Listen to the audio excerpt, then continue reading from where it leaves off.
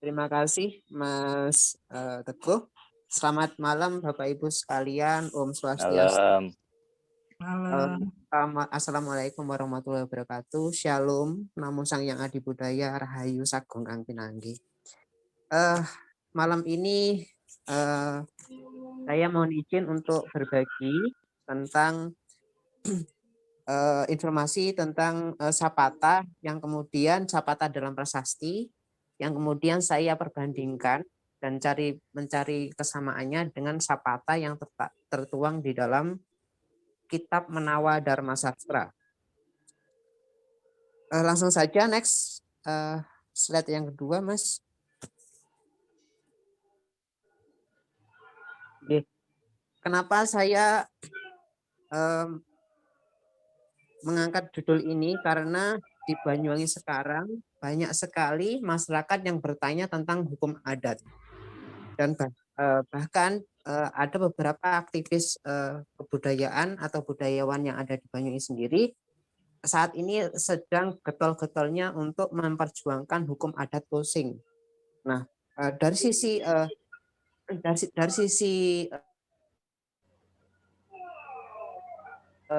adat memang sudah berjalan dengan sendirinya, tapi ketika sudah dibenturkan atau dipertanyakan dengan hukum adat yang ada di sana, banyak sekali yang kurang informasi, bahkan kurang literatur.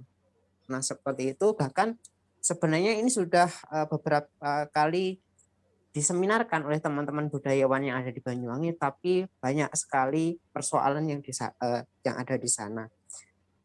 Kalau kita bicara tentang adat Banyuwangi, banyak sekali dan hampir sama dengan budaya yang ada di Bali sebenarnya. Di sana di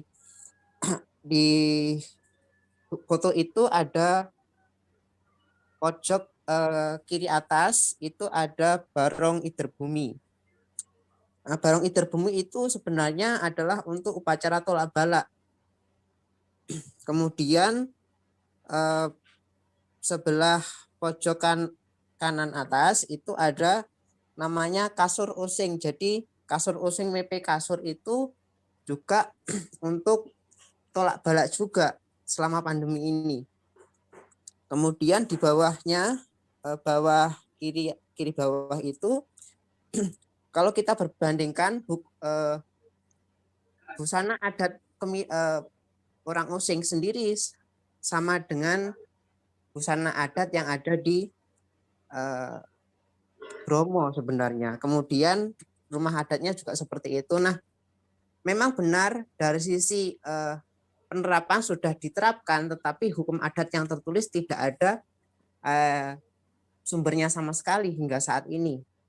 Nah, kemudian dari beberapa persoalan ini saya mencoba untuk mengumpulkan permasalahan itu agar mempermudah penulisan dalam makalah yang akan saya paparkan kali ini. Next, Mas.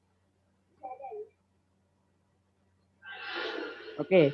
Nah, dari beberapa literatur dan beberapa wawancara dengan budayawan, saya mendapatkan beberapa persoalan. Yang pertama, banyak istilah yang menggunakan kata adat di masyarakat Banyuwangi seperti ritual adat, upacara adat, baju adat, ketua adat, dan klien adat. Ini sama dengan yang di Bali kalau kita bicara tentang klien adat. Kemudian yang kedua, aturan atau hukum adat di Banyuwangi didasarkan pada sistem pewarisan secara oral dan belum ada yang tertulis. Nah, ini yang persoalan yang mencoba saya pecahkan dalam kesempatan kali ini. Kemudian yang ketiga, tuntutan dari sebagian kalangan tentang perda atau perbub terkait hukum adat Banyuwangi.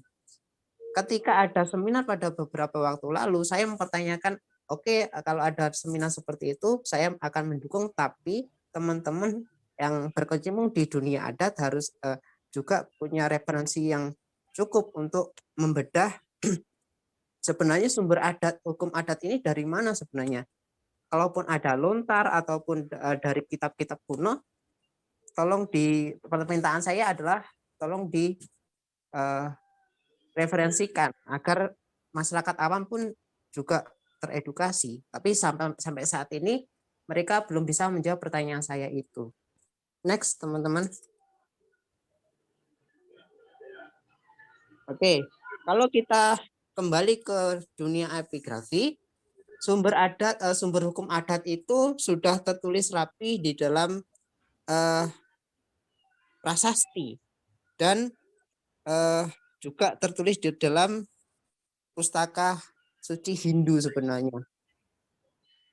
Kalau di dalam prasasti itu jelas tercantum dalam sapata atau dalam sumpah dalam prasasti itu, dan di dalam pustaka suci saya mengutip dari beberapa literatur dari tulisannya Pak Prof Ardika juga. Di sana ada, kalau di Bali ada Uttarawidi, ada Balawan, ada Rajaniti, Semerti, dan Kutara Manawa di dalam konteks hukum Majapahit sebenarnya. Next, Mas. Baik, saya ketika membuka beberapa prasasti Jawa kuno maupun membuka Manawa Dharma Sastra, di sana saya menemukan sebuah persamaan sebenarnya. Di sana persamaan yang pertama antara prasasti Jawa kuno dengan kitab Manawa Dharma Sastra itu adalah istilah Panca Mahapataka. Nah, arti dari Panca Mahapataka itu sendiri adalah 5 dosa besar. Nah, di sini saya mencantumkan ada 2 istilah yang berbeda penulisannya, yaitu yang pertama di dalam prasasti Panca Mahapataka ini disebut sebagai Panca Mahapataka, sama dengan literatur yang ada di dalam kitab Manawa Dharma Sastra. Kemudian ada lagi Panca Mahapataka juga, tapi dalam konteks ini disatukan. Nah, sebenarnya yang paling benar kalau di dalam literatur sumber kitab Manawa Dharma Sastranya adalah Mahapataka tanpa ada spasi. Seperti itu. Nah, di sini juga ada, jadi apa sih sebenarnya isi dari Panca Mahapataka itu adalah 5 pantangan besar. Di dalam prasasti Mantiasih disebutkan bahwa yang pertama dilarang membunuh seorang Brahmana. Yang kedua melakukan pemerkosaan, durhaka kepada guru, membunuh janin, berhubungan dengan orang yang melakukan 4 pantangan itu, dan seperti itu. Dan di dalam di dalam Manawa Dharma Sastra bab 9 sloka 55 juga disebutkan hal yang sama, yaitu membunuh Brahmana, meminum sura, mencuri emas milik seorang Brahmana, berzina dengan istri guru, dan bergaul dengan orang-orang jahat. Nah, ada sedikit perbedaan dalam penyerapan aturan ini. Ini sebenarnya kalau menurut saya adalah bentuk dari menjawakan biasa mata atau proses ketika Hindu masuk ke Jawa itu ada proses membahasa Jawakan ajaran-ajaran Begawan Abhyasa seperti itu. Kemudian di dalam Sapata itu pun juga saya menemukan beberapa bahasa Sapata yang pertama adalah next, Mas. Bahasanya kalau menurut saya adalah bahasa yang lembut. Prasasti yang itu disebut di dalam salah satunya adalah prasasti Sriwijaya. Masih menggunakan bahasa yang relatif halus. Kemudian di sini juga disebutkan bahwa di dalam prasasti Telaga Batu di sana sapatanya tidak terlalu jelas, tapi ada indikasi adalah kamu akan dibunuh dengan cara dikutuk. Nah, dikutukannya seperti apa? Saya belum menemukan hal itu.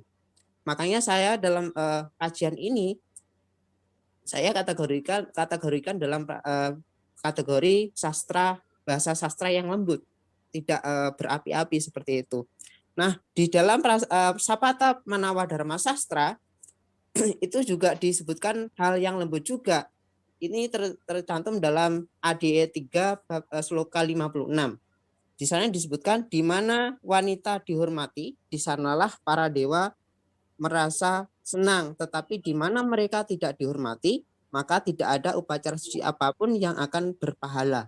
Itu masih dalam kategori sastra yang relatif lembut dan kutukan yang relatif lembut menurut saya. Next Mas. Tapi kemudian ada yang memang tegas. Sapata dalam bahasa Jawa kuno cenderung tegas itu seperti itu. Seperti ini kadya ganing hayam pilah tan walui mahurip kadi luwir ningkang hantelu remuk sata sirna. Jadi seperti tubuh ayam yang telah mati tidak dapat kembali dan hidup lagi, seperti telur yang telah remuk berkeping-keping. Itulah sumpah serapah yang kemudian agar mereka yang hadir dalam upacara itu mau menuruti perintah dari atau ketentuan dari kerajaan itu sendiri. Kemudian next Mas. Nah, berikutnya di dalam prasasti Waharu 4, jika pergi melewati seperti itu, jadi jika sedang turun hujan rupanya disambar petir. Nah, ini sudah dalam kategori yang tegas dan meledak-ledak. Jadi seperti itu. Dan di dalam prasasti Warunggahan di slide berikutnya juga ada. Next Mas. Nah, belah kepalanya, minum otaknya, lukai hatinya, urai ususnya hingga bagian dalam, dan congkel matanya. Nah, ini sebenarnya kalau menurut saya dalam kajian kali ini sudah dalam kategori yang hukum adat yang mencoba untuk diterapkan dalam dalam tata negara pada masa itu. Kemudian di dalam Sapata Prasasti Airlangga pun juga disebutkan. Next Mas. Di sini hukuman denda juga ada. Saya menyitir dari kajiannya Bu Nini. Di sini adalah hukuman denda sebanyak emas 1 masa dan 1 kupang. Ini di dalam prasasti Cane. Kemudian 1 kati di dalam prasasti Patakan. Kemudian setelah itu di dalam prasastinya Airlangga juga disebutkan ditimpa karma berat, panca mahapataka itu sama dengan di dalam Manawa Dharma Sastra, kemudian mengalami kehancuran dan tidak terampunkan, dibunuh, dibelah kepalanya. Nah, ini kemiripan dari prasasti sebelumnya. Tikam hatinya penderitaan seperti lamanya sang yang bulan dan matahari menerangi seluruh dunia seperti itu. Mati jatuh, mati tenggelam, dan mati dimakan ular. Nah, itu. Nah, di dalam prasasti seperti itu Bapak Ibu sekalian, tetapi saya mencoba untuk mencari perbandingannya di dalam kitab Manawa Dharma Sastra. Hal-hal seperti ini, ketentuan denda berbentuk uang dan yang sama dengan di dalam prasasti apakah ada? Ternyata ada. Next Mas. Ini Manawa Dharma Sastra bab 8 disebutkan dalam tersiksa oleh lapar, dahaga, buta, itu di dalam Manawa Dharma Sastra bab 8 sloka 93, jatuh tersungkur dan diancam hukuman denda sebesar 200 panah. Nah, ini perbedaannya. Kemudian denda itu kemudian diserahkan kepada sang raja. Ini sebenarnya adalah konsep awal dari Drawiyah Haji. Jadi semuanya adalah milik raja. Ternyata ada hukum dasarnya kalau di dalam Manawa Dharma Sastra ini. Kemudian next,